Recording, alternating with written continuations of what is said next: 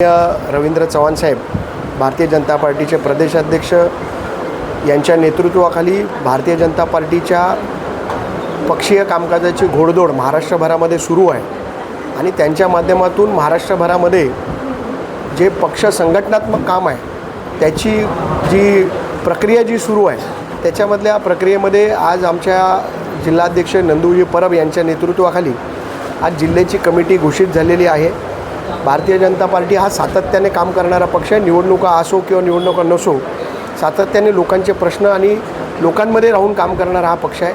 आज आमची जिल्ह्याची कमिटी घोषित झालेली आहे। मी सर्व पदाधिकाऱ्यांचं, नवनिर्वाचित पदाधिकाऱ्यांचं अभिनंदन करतो आणि भविष्य काळामध्ये या राष्ट्रासाठी, पक्षासाठी आपण चांगलं काम करावं असं आपल्याला आव्हान करतो आणि मला विश्वास आहे की नंदू परब यांच्या नेतृत्वाखाली जिल्ह्यामध्ये हा जिल्हा महाराष्ट्रामधला एक नंबरचा जिल्हा होईल आणि त्या पद्धतीने भारतीय जनता पार्टीचं काम। एक युवा संघटना म्हणून अशी काही वेगळी स्ट्रॅटेजी, भारतीय जनता पार्टी हा शिस्त पाळणारा पक्ष आहे, पक्षाची संघटना आणि सगळ्या लोकांना बरोबर घेऊन चालणारा पक्ष आहे। त्या पद्धतीनेच भारतीय जनता पार्टीचं काम चालेल। भविष्य काळामध्ये आपल्याला दिसेल की या जिल्ह्यामध्ये भारतीय जनता पार्टीचं काम हे तळागाळाच्या माणसापर्यंत, म्हणजे शेवटच्या माणसापर्यंत सरकारच्या योजना पोचवणं, सरकारचं काम पोचवणं, याचं काम भारतीय जनता पार्टीच्या माध्यमातून। रेल्वेनी सुरक्षा द्यायलाच पाहिजे, पण आज जी घटना घडली ती दुर्दैवी आहे। त्याच्यावरती चौकशी करून त्याच्यावरती जे दोषी असतील त्यांच्यावर कारवाई होईलच, पण भविष्य काळामध्ये अशा घटना घडू नये याच्यासाठी रेल्वेने लक्ष द्यावं अशी माझी त्यांना विनंती राहील। रेल्वेने उपाय तर अनेक सुचवलेले आहेत, पर्यायी मार्ग देखील अनेक सुचवलेले आहेत, पण लोकल रेल्वेबद्दल आत्ताच आपल्याला माहिती आहे की देवेंद्र फडणवीस साहेबांनी बंद दरवाजाच्या लोकल्स याची घोषणा केलेली आहे आणि ते लवकरच सुरू होत आहे। तर या सगळ्या गोष्टींवरती भारतीय जनता पार्टी व पक्ष म्हणून आमच्या संघटनेच्या सर्व लोकांचं लक्ष आहे आणि त्याच्यावरती तात्काळ उपाययोजना केल्या जातील असं मला वाटतं।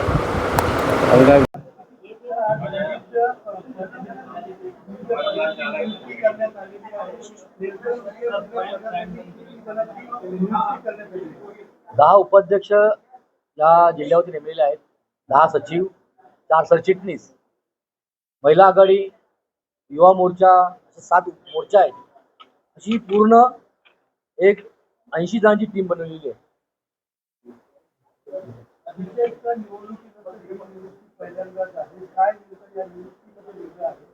काय झालं की आपण जेव्हा मी जिल्हाधिकारी झाल्यापासून अंबरनाथ निवडणूक असेल, अंबरनाथची निवडणूक असेल, कल्याण डोंबिवलीची निवडणूक असेल, अशा काळामध्ये ह्या दोन्ही निवडणुका तसेच त्याच्यामुळे बरेचसे लोकांना सामावून घ्यायचं होतं। जुने कार्यकर्ते ज्यांना नगरसेवक तिकीट मिळालेलं आहे त्यांना ह्या कार्यक्रमामध्ये घेतलं नाही आहे, कारण की कसं आहे की संघटना बांधण्यासाठी काम करायचं होतं आणि आमच्याकडे एक अशी पद्धत आहे की एक व्यक्ती एक पद, त्यामुळे ही टीम थोडीशी संघटना म्हणजे सगळी टीम बनवा करूनचा आम्ही वेळ घेतो। बाहेरच्या पक्षातून आलेल्या लोकांना पण यामध्ये संधी देण्यात येईल, त्याबद्दल काय सांगा? आता ते बाहेरचे आले नाही आहेत, आमच्यामध्ये आले ते तर आमचे सहकारी आहेत आणि भारतीय जनता पार्टी नेहमीच आपल्या सगळ्यांना विस्तृत माहिती आहे की सहकार्याने घेऊन चालतं। बॅलन्स करण्याचा एक प्रयत्न केलाय का? जुने आणि बाहेरून आलेले नवीन असं बॅलन्स करण्याचा प्रयत्न? नाही, असं काही नाही, बॅलन्स करण्याचा प्रयत्न केलेला आहे। जुने जे गेलेले होते ते भाजपाचेच होते, भाजपाचेच आहेत आणि पूर्वी भाजपातच होते।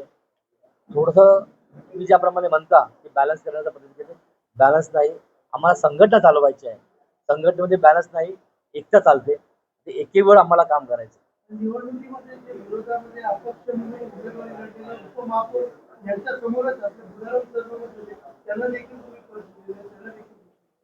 त्यांनी आमच्याकडे माफीनामा दिला होता, तो माफीनामा आम्ही शिस्तभंग समितीने पाठवला आणि शिस्तभंग समितीने तो राजीनामा, तो त्यांची माफीनामा मान्य केला म्हणून त्याला आम्ही दिला।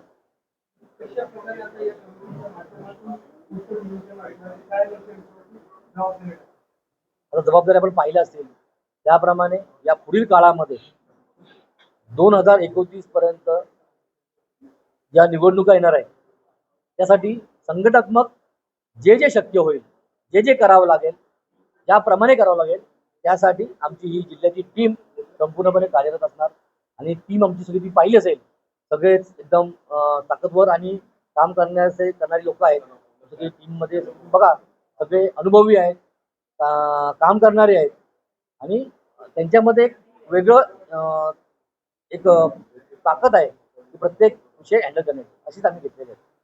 नंदूजी परब यांनी आमचे आदरणीय प्रदेशाध्यक्ष रवींद्र चव्हाण साहेब यांच्या मार्गदर्शनाखाली केलेला आहे आणि त्या निमित्ताने त्याचा सगळा ह्या सगळी कार्यकारिणी घोषित करत असताना अशा पद्धतीचा हा सगळा त्याच्यामध्ये राखण्याचा प्रयत्न असतो आणि संतुलित कार्यकारिणी जी या जिल्ह्यामध्ये भारतीय जनता पक्षाला नंबर 1 करण्यासाठी जी काही सगळी कायम राहावा आणि त्यामध्ये अजून सुधारणा होईल अशा पद्धतीचं एक चांगलं काम जे नंदूजी परबच्या नेतृत्वाखाली चालू आहे ते आणखीन पुढे नेण्यासाठी त्यांना जे सहकारी असतात ते सगळे सहकारी त्यांनी या ठिकाणी निवडलेले आहेत.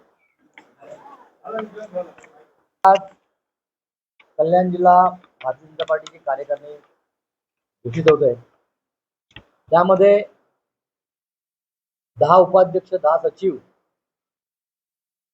युवा मोर्चा अध्यक्ष, महिला मोर्चा अध्यक्ष, किसान मोर्चा अध्यक्ष, अल्पसंख्याक आघाडी अध्यक्ष, SC मोर्चा अध्यक्ष आणि ST मोर्चा अध्यक्ष, शिवाय अनेक सेल आणि आघाड्या आहेत.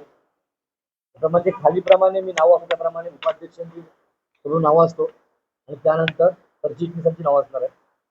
उपाध्यक्ष म्हणून अभिमन्यू बाराम गायकवाड, सुभाष मस्के, मनोज राय, संजयजी मोरे, प्रदीपजी चौधरी, जितेंद्रजी भोईर, प्रेमनाथजी म्हात्रे, महेशजी पाटील, लक्ष्मण पाटील आणि संजय अदक हे उपाध्यक्ष म्हणून असणार आहेत.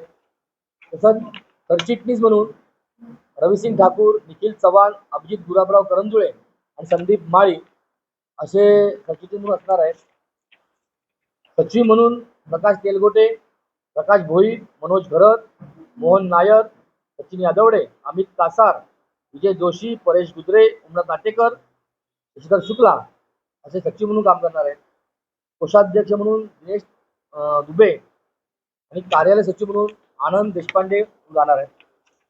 महिला मोर्चा अध्यक्ष अर्चना नरेंद्र सूर्यवंशी या असणार आहेत.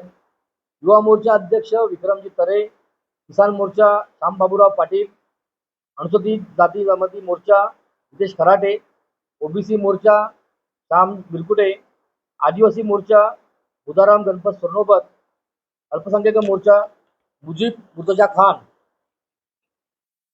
उत्तर भारतीय आघाडी म्हणून नागेंद्र फौजदार शर्मा, कामगार आघाडी म्हणून जगन्नाथ बिप्ला चव्हाण, उद्योग सेल म्हणून अरविंद शर्मा, व्यापारी आघाडी म्हणून अंकित रयानी, भटके विमुक्त आघाडी म्हणून कृष्णकांत अशोक परोडेकर, वाहतूक आघाडी म्हणून दत्ता माळेकर, ज्येष्ठ नागरिक आघाडी म्हणून अनिल बाबूराव पंडित, युती आघाडी सोनी मल, विद्यार्थी आघाडी म्हणून Rupesh Jayesh Shah, South Indian cell म्हणून रतन जगन्नाथ पुजारी, वैद्यकीय सेल म्हणून डॉक्टर पंकज कैलासनाथ उपाध्याय, कायदा सेल म्हणून सतीश महादेव अत्रे, सहकार सेल म्हणून विनोद छत्रपती म्हात्रे, मच्छीमार सेल म्हणून Moreshwar Motiram Bhoir, social media cell म्हणून अमित देवस्थळी,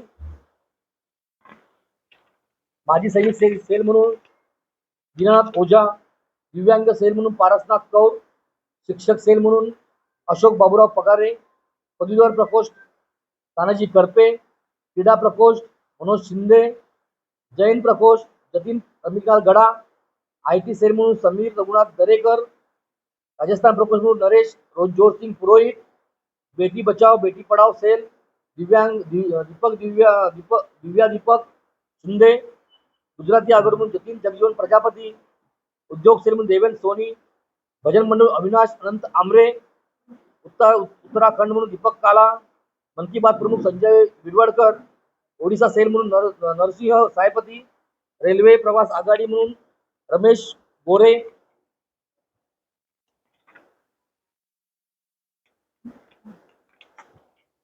असे काम करणार आहे. तसेच संपूर्ण जिल्ह्याची ही कार्यकारिणी आम्ही आज घोषित करत आहोत. यामध्ये 13 मे पासून आजपर्यंत इलेक्शनच्या निवडणुका असल्यामुळे आणि बरेचसे नगरसेवक त्यांना तिकीट मिळालं. ते नगरसेवक हे पद असताना आम्ही त्याच्यामध्ये एक व्यक्ती एक पद आहे त्याप्रमाणे आम्ही ही रचना लावलेली आहे. आपण सर्वजण त्या माहितीसाठी आम्ही पक्षासाठी करतो.